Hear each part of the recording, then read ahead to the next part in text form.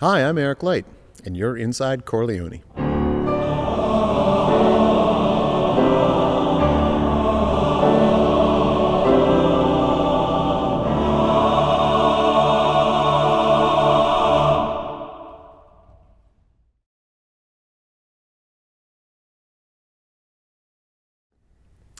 Hello and welcome. My name is Eric Light, Artistic Director of Chor Leoni Men's Choir here in Vancouver, British Columbia. So glad you could join us for this program this week.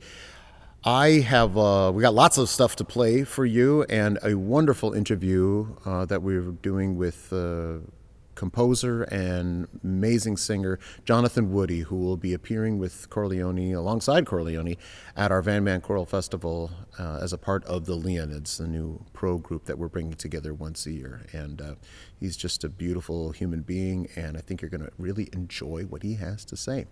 But before we do that, I want to share a little bit of Chor Leoni because I love that choir. It's my choir. I should love them. This is probably one of my favorite works for, probably in the top 10, at least in the top 10 favorite works for male choir that have ever been written. This is Randall Thompson's Last Words of David. The text comes literally from the Bible. I believe it's 2 Samuel, and they are King David's final words. And if you know anything about the reign of King David, it was a tumultuous one at best. But his advice on how we need to be thinking about our leaders, the people that lead others, that lead nations, is just as true now as it was then. And this setting by Randall Thompson sometimes maybe just gets a rap as just being a choral composer, but my God, if that's what being just a choral composer is, I'll take it. The amount of polyphony in this work, how it starts with incredible bombast, and ovally over the course of about a 3-minute piece, you find yourself transported into a whole new emotional world. It's just one of my favorite works that people can sing. So without further ado, this is Chor Leoni singing The Last Words of David.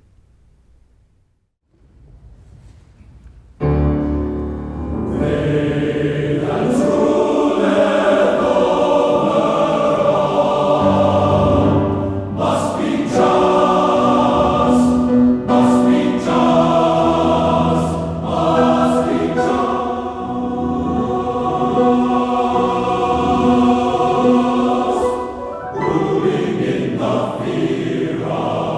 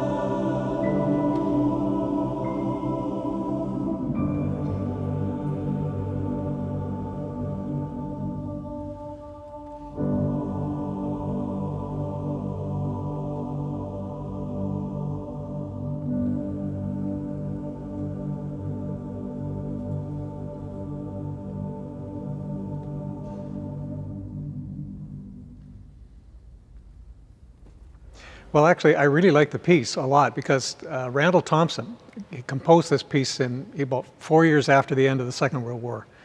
And yet he used a text that was over 3,000 years old, which was attributed to Israel's King David, who said that the person who rules over everyone, the person who rules, has to be just, has to be that kind of a ruler, who rules with a sense of the duty and a sense of the importance of being a just and fair and equitable ruler. And that when that happens, it's like this imagery of it's like a fresh dawn in a clear sky and dew falling on grass after the rain.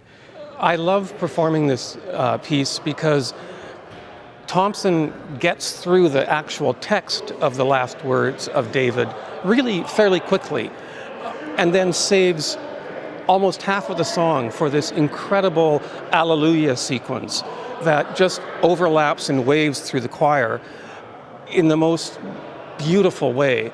And then you think it's over, and then he gets to the Amen.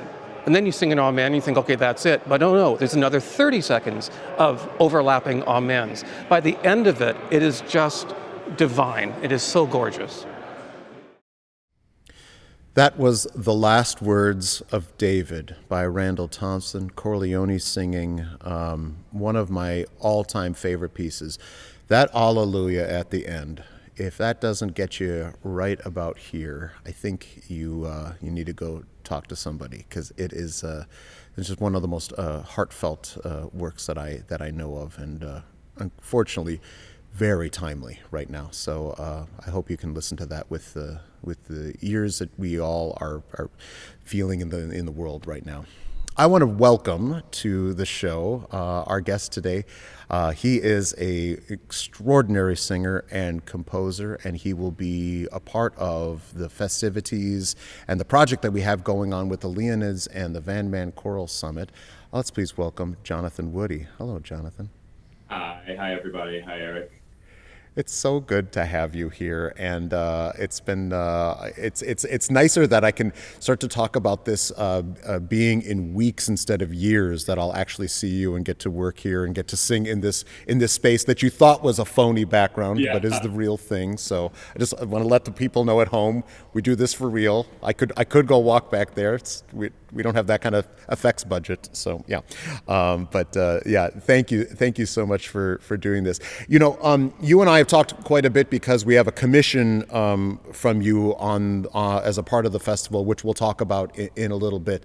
But I want to ask you, as by way of kind of getting to know how you came up through the ranks here, who were those first people that got you into singing, that shepherded you along the way from somebody who wasn't a singer to someone who clearly is?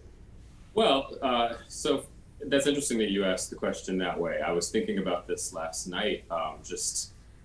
I've really been a singer as long as I can remember. I started with church choir when I was a really little boy. And I do have a few people throughout the years who really encouraged me. One of them was actually my first children's choir director. Her name was Glenda West. And I sang in the children's choir in my church all the way through high school. And then when I got to high school, really decided to take music seriously. And my high school choral director, Jim Turk, who's still teaching at my high school in Maryland, really he was incredibly encouraging for me. So my high school was all boys. And he told us all to call him Coach. And he kind of created this environment where we thought of ourselves as being on a sports team. And we all had nicknames in the choir. And there was that kind of same sense of like hyping each other up. And we also kind of went and did competitions, and we brought back trophies. So it had this big kind of like high school team sports vibe. We even had letter jackets for the choir. So I think that definitely did a lot to encourage me, to make me feel like I was part of something that kind of gave me a sense of identity and that I could really latch onto. Because, spoiler alert, I'm terrible at sports. We could find out in May. I'm excited to see. Yeah, or not. No, I'm not. No, I'm not. Someone put I want to follow up on that, because that is, I've been a part of boy choirs, I've been a part of men's choirs through my early years, etc. And that approaching singers and artists, especially young ones, especially of that adolescent age, in that kind of sports mentality. How like on retrospect, how did you feel about that? I mean, so the high school I went to was actually really known for its sports program. Mm-hmm. And the guys who were on those teams, they were kind of the stars on campus. But the way that this environment kind of worked around the music program, it made us also feel like we were important. It made us feel that we were also bringing kind of, honor and glory to the school because we were coming home with trophies and things like that. So I'm really grateful for that because I think, so many artistic and, kind of nerdy kids feel ostracized in a high school environment. And I didn't. I mean, I felt like I had a place in the school. And I think that's part of what kept me going in music. Because it was like, this feels like who I am. This feels like what I'm supposed to do. And so I went on to study voice as an undergrad major at University of Maryland, College Park. And then early music in graduate school at McGill University on the other side of Canada. That was kind of launched me into this life in New York City as a freelance performer. I started off as a vocalist. I was always also composing. I was just a little nervous about showing what I wrote to other people. But eventually kind of worked up the nerve to do that, and had some encouragement as well through colleagues and friends. And that's the short version of the story. I mean, there's been a lot of ins and outs along the way. But having, I've of course gone through undergraduate and graduate degrees and taught in higher ed institutions and those sorts of things. And one of the narratives I think that's out there, and it seems like one that you maybe rejected, is, now I'm here to study my voice, and I'm going to put on the shelf the idea of ensemble singing because somebody's going to ruin my path or ruin my voice. We all can, who've been there, can kind of fill in the blanks as to the dare I say BS reasons why people say that. But you didn't do that. And so how and why? Yeah, that's a great question. I definitely got those messages basically as soon as my undergrad started, of kind of, well, you can't sing in choir if you want to be a real singer. And I don't know, I just didn't believe it. I loved choir so much coming out of high school. It was what I had done basically my whole kind of youth as my extracurricular activity. And I knew that it was just part of who I am. And so I got to UMD and I joined basically every choir that there was, the chamber singers and the gospel choir and the men's chorus. You were that guy. I was that guy. Absolutely. And I think because I did that right away, the voice teachers, they kind of just like threw their hands up and were like, well, I guess he's going to be in choir, What are we ever going to do with John?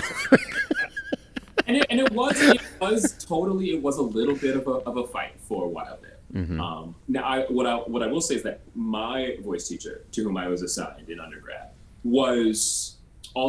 had a career that involved some early music work. He was a basso buffo named Francois Lou, Swiss bass profundo, and he had done a lot of French Baroque opera, for instance, and so he knew that having some ensemble skills was useful in being, even to become an opera singer. You kind of had to know how to count and how to listen and probably how to sight read if you unless you were lucky enough to have a coach teach you every note. Bars that low, huh? Yeah, okay, yeah.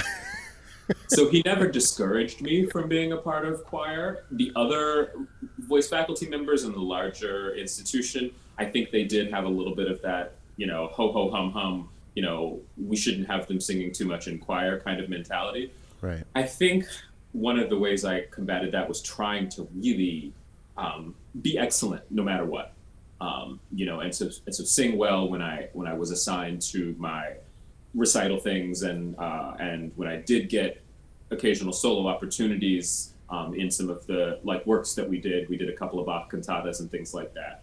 So I think because I was also trying to build up a solid foundation as a singer and as a soloist, I was able to kind of circumvent that narrative a little bit.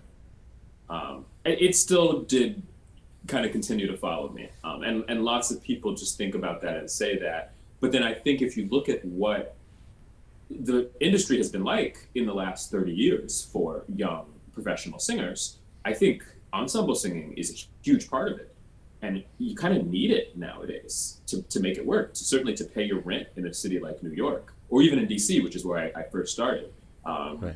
The jobs that pay you when you're a young singer, they're not leading roles at the Metropolitan Opera or Washington National Opera, unless you are one of the very, very, very few lucky people.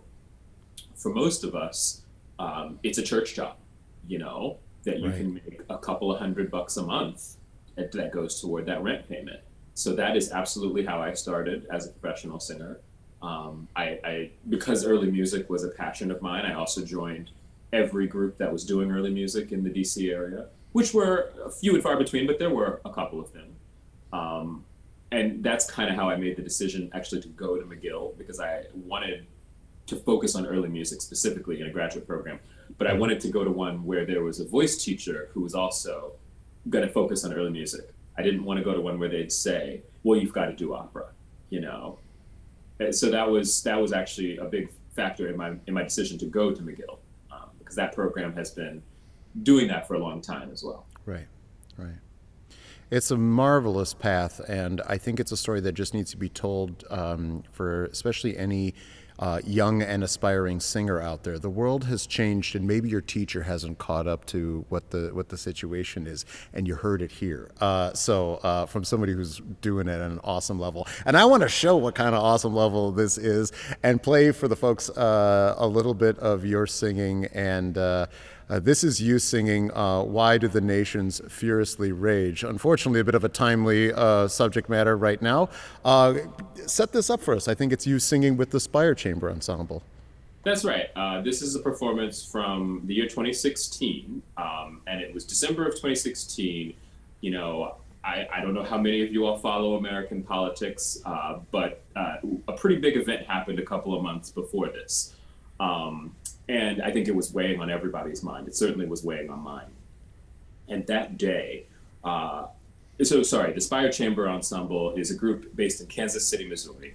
And it tends to fly in singers from all over the country. We come together, we work for usually only a couple of days. And then we put together a big piece like Handel's Messiah. We've done lots of other concerts over the years. And every year we do Messiah. And we step out and sing the arias. Every member of the ensemble steps out and does one of the arias over the course of the night. And so the one I was assigned that day was Why Do the Nations? And I had this on my mind, and in the news that day, some political person somewhere had said just the rudest thing about Michelle Obama, something about her having to go back to Africa and live among the apes. And it kind of broke my heart, actually, particularly because they weren't even going to be in power for another month. It's just like, why are we still attacking, these folks? And I don't know, something personal just hit me that day. And I was really fortunate, actually, to have the opportunity to use the music to express myself, to express how I felt. And those words, why do the nations so furiously rage together? The kings of the earth rise up and the rulers take counsel against them, against the Lord. That just felt so real to me in that moment. And I tried to convey that as I was performing. And it was cathartic for me, after singing that, that was what I needed to do that day, to get through those emotions. And there's been a lot more emotions in the years since then, and I'm so grateful that music has helped me through them. And I hope for everybody listening that, whether you perform or you don't, music can help you as well. Well, hearing that story, I mean, witnessing the performance that was captured here, you can tell there was something very special going on, but I certainly did not know that. Thank you for sharing that of yourself. I want folks to hear this. This is Jonathan Woody singing, "Why Do the Nations Furiously Rage?"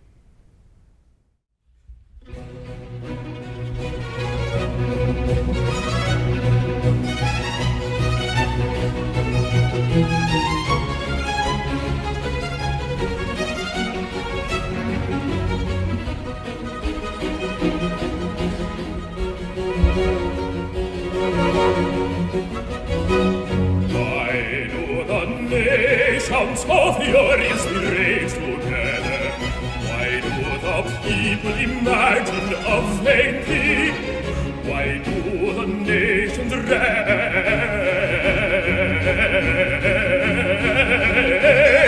so furiously together? Why do the people imagine a vain thing? Imagine a vain thing. Why do the nations so furiously rage together? And why do the people imagine a vain thing? Why do the nations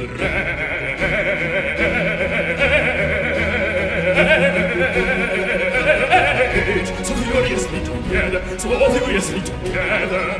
And why do the people imagine a vain thing? Imagine a vain thing.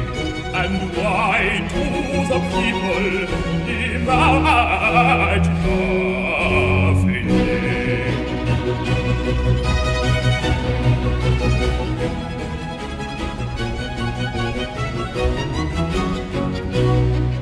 The kings of the earth rise up, and the rulers take counsel together. Take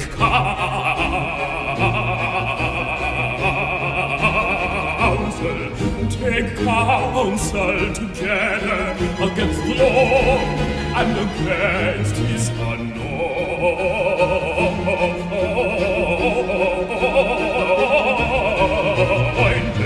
Against the Lord and his anointed.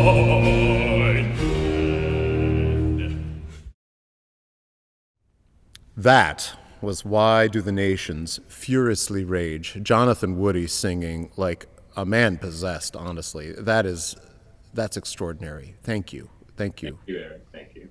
That's that's gonna be the performance I listen to of that now for an awfully long time. So usually I try to at the holidays I try to cobble together my own like best of Messiahs. Oh, I like this chorus, I like that. So and we can do that now with our playlist. So it's kind of cool. Yeah. So I think you've made it on the list. You not only are singing in ensembles, having solo career, but you're also a composer. When did this find you in life, and how's this been cultivated in your career? So thank you for asking. That is also something I started from a pretty young age. I started piano lessons when I was about 7, and basically from the minute I sat down at the piano, I started to just improvise and compose. And I would not say that I thought of it as a track or as a professional pathway for me for a long time. I did it throughout high school. There's a fun story I like to tell. When I was an undergrad, of course, when you're an undergrad music major, you get exposed to all this music you haven't heard before. At least I did. And one of those pieces where the it's like when Neo gets hooked up to the Matrix for he's like, I know Kung Fu, and it's like, I know Lu Li. Yeah, it's yeah. In this case, it was I know Samuel Barber and the Hermit songs, which I had never heard before. I got to college and I just thought that they were amazing, and I wrote this song that was like clearly a knockoff of one of those Hermit songs. If you're going to start someplace with copying somebody, barber is about as...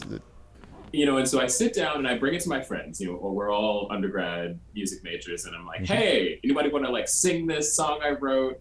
And one of my friends, we sit in a practice room and she sings it, and then she just bursts out laughing because she's like, you can't do that. You can't just take someone else's song and knock it up. So that, I know she was, that was all out of love, but it did kind of make me think, okay, well, maybe I don't have what it takes to really do this as a composer. Maybe I'm just an amateur composer. Right. And so I kind of just continued to operate along those lines for many more years. And it wasn't until I got to New York and started singing at Trinity Wall Street Choir, where that choir was made up of a number of multiple threads of singer, conductor, composer, instrumentalist kind of colleagues. And I was like, that was so inspirational to me that folks could make it work and make a career doing these different things, and be really great at lots of things. And so that was an inspiration, and it caused me to work a little harder to kind of try to build my composition skills. Just because of what you were seeing around you, or? Yeah. I mean, a few colleagues, maybe a couple whom I'll name drop. Caroline Shaw, who sang with us a little bit, and heard of her. She hadn't yet won her Pulitzer Prize, but she was definitely on the way to doing so. And it was kind of like, wow, you're like the coolest person. Like, you sing and compose and play the violin. Like, how do I get to be as cool as you? It's basically. People have been asking that now for years about exactly. her. But anyway, yes, yeah. But her and a few others, and the music director at the time was also somebody who composed and conducted, and so I got encouragement from a lot of avenues, and finally built up the courage to say, here's a piece that I wrote, and it was a piece that I wrote for the choir to sing. We still sing it. It's a piece that we sing in our Compline service, Stunum Dimitis, and it was kind of inspired by Purcell by Dido's Lament. It has that same... Has the bass line. Chromatic descending bass line, exactly. But the text is, Lord, now lettest thou thy servant depart in peace. And it was really fun to use an inspiration from the past, but try to work with it in a way that made it not sound like a piece that was like a knockoff. So, I'd gotten somewhere from my Samuel Barber knockoff days. It was more pastiche than thievery or something. Exactly. Yes, yeah. And to try to add enough language that, is kind of in the contemporary idiom to really make it something new. And I think that was the first time I did that, and I felt that I had succeeded. And then when I brought it to my colleagues, they all enjoyed it. And great lab choir to have, by the way. Yeah. It's kind of nice. I was very worried that people would kind of pick it apart, because we can be a little, as professional choral singers, we can be a little harsh on new compositions if they need work. Yeah. And so I was very much prepared for that, and I got just such loving responses from my colleagues, and to the extent where people would be like, well, can we sing Jonathan's piece? Can we do it? So that gave me the encouragement to keep going. Yeah. You wrote, so fast forward to a premiere that we're going to have of your work here in Vancouver in May. I approached you to write a piece for the festival, but using texts that we collected from singers from Chor Leoni, some of our My Voice singers, and folks that have participated in this Van Man, with this idea that we wanted to try to create a work where the folks on stage were actually singing their words and their thoughts. Could you tell us a little bit about this work that we're going to premiere, I Am, I Wish? Yeah, as we talked about this piece and how to create it, we thought about ideas around, well, since it's a festival with all men singing, ideas around what does it sort of mean to be a man in the 21st century, and what are some of the ways we see ourselves as men, what are some of the ways that society puts things onto who a man is supposed to be. What are the things we wish we could say that we don't always get the opportunity to? And the answers that people submitted were, really moving to me. There was so much vulnerability. Very vulnerable, very vulnerable, yeah. And a lot of those answers resonated with me, and they were things that I had felt and still feel, challenges that I feel about my role as a man in society and expressing myself. Yeah. And so I knew that there could be a way to kind of draw this all together, find a through line. And honestly, it was really simple. It started with just those two words, I am, because so many of the answers started that way. And that's, when we're talking about identity, that's the root of it. Who are right. we?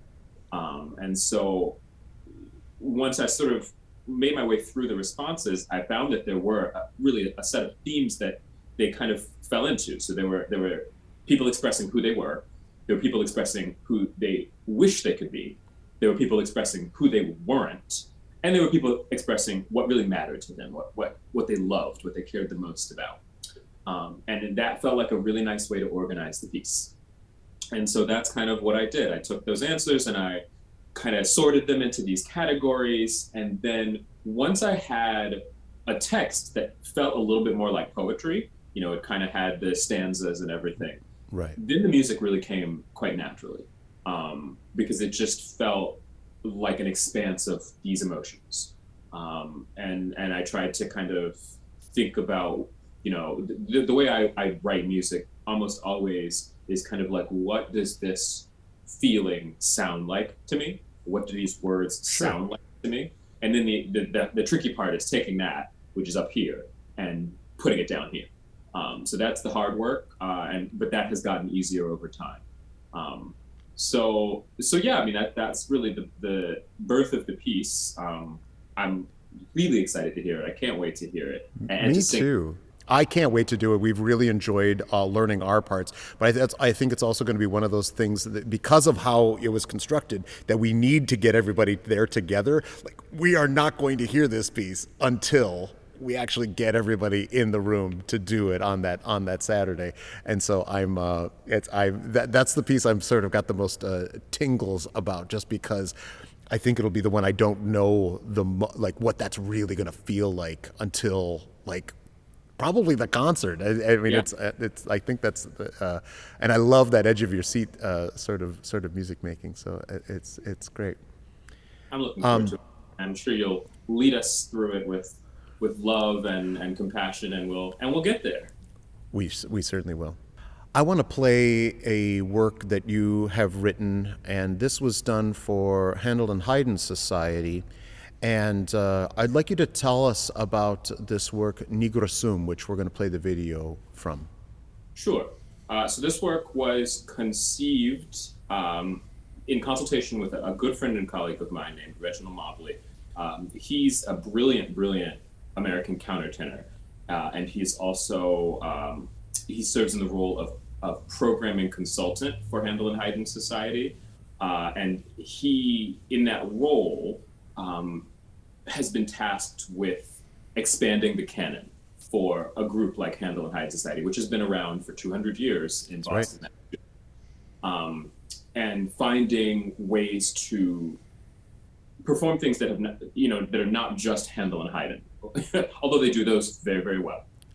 And he came to me, and we've been friends and colleagues for many years, and we have shared lots of conversations, lots of bourbon, and we've talked about some of the things that we've experienced being men of color in the classical music space.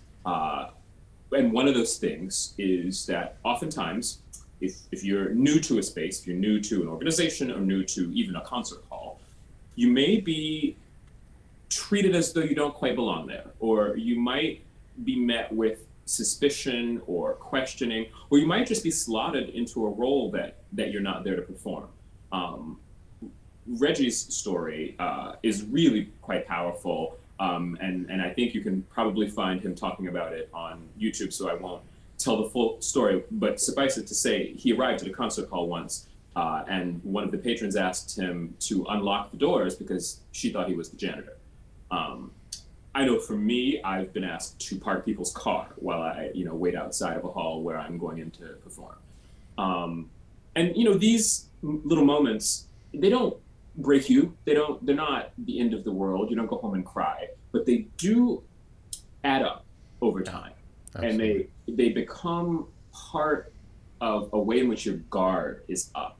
And you can't be as generous and open and free as an artist as you might want to be, because you have to kind of navigate these, we call them microaggressions as you move through the world. And I know that I'm not the only person as a Black man who experiences these. I know that people of all kinds of backgrounds and with different identities experience these kinds of things. And so when Reggie came to me with this idea, it was kind of like, this is so brilliant. Like, we need to create something that really speaks to this. So he worked to create the text, also through a kind of a crowdsourcing.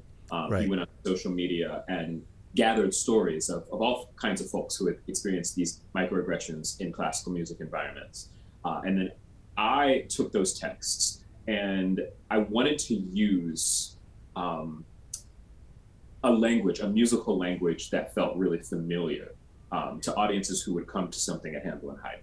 So what I kind of settled on was somewhere between Purcell and Handel, maybe with a little Monteverdi thrown in. I worked it around the text Nigra sum sed formosa, which any fan of the Monteverdi Vespers will know very well, because it's just a stunning solo moment in that piece for tenor and lute. And that text comes from Song of Solomon, and it's the story of a woman who's working in the fields, and she's Black and she's beautiful, and the poetry says, don't think that I am ugly because I am Black. I am beautiful and Black. And I wanted that kind of overarching idea to be contrasted against kind of some of the more difficult and disturbing language that folks have really truly experienced out here. So that's what we created. And I should also say that it has a role for a children's chorus. Right. Just like Monteverdi, you have another choir coming from someplace else. Yeah. Exactly. Yeah. And they in the performance that you'll see on YouTube, it's the Handel and Haydn Children's Chorus, and they're made up of kids from around the Boston area, and they're it's really wonderful because those kids are from a lot of different backgrounds also, and it's been interesting not to get a little too into the issues of the day, but in hearing the discourse these days around like what children are taught about history and about race, it's really interesting for me to have had that experience working with these young people, because they were not scared to tackle this. They were not traumatized. They were curious, and they were excited. And I think that if you treat kids like they can be critical thinkers, because they absolutely can, then you don't run into these problems of we shouldn't talk to kids about certain issues. If you treat them as though they can understand them, and if you help them understand them, then I think that's how everyone learns. And so that's part of how I try to approach this. So that's enough said about it. Yeah, and with these kids, the arts can be such teachers about that, but again, versus just learning about that, they become active participants in the saying of and the messaging of what this art is, and they do, of course, their part of it. But I think all of us, especially as young people, we get those glimmers that we feel like we're part of that bigger world, and that world is welcoming us in. And what a beautiful message to. Well, not a beautiful message, I guess, but a beautiful process to be welcoming those young people into. I have to say, I listen to a lot of new choral works, and when I discovered this a number of years ago, it just damn near broke my heart. It's just I think it's a brilliant conceit. extraordinarily well done, and I just think it's heartbreaking, and I hope folks, as they listen to this, think about the things that they say, even when they don't necessarily think that they're saying anything wrong or meaning it. I hope it can be a moment for a bit of learning and growth. Thank you so much, Eric. Yeah, I want to thank you so much for joining us, and I want to play, and we can't wait to have you here in May. I just can't wait to work with you and see what people are going to do with your music. But I want to play for everybody here. This is Nigro Sum Sed Formosa, music by Jonathan Woody.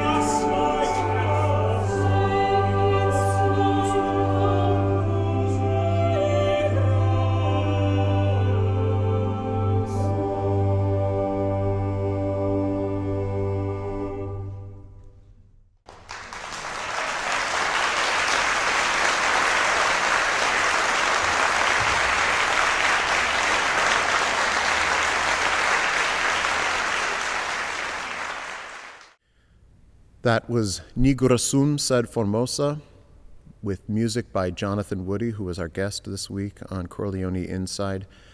Special thanks to Phil Jack for putting those texts on that piece so you could read them as they're being sung. I think hearing those words and seeing those words at the same time, I think they hit with an even greater impact. So thank you, Phil. We'll be back in a week or so, and we've got more wonderful interviews with people, more music to share from Chor Leoni.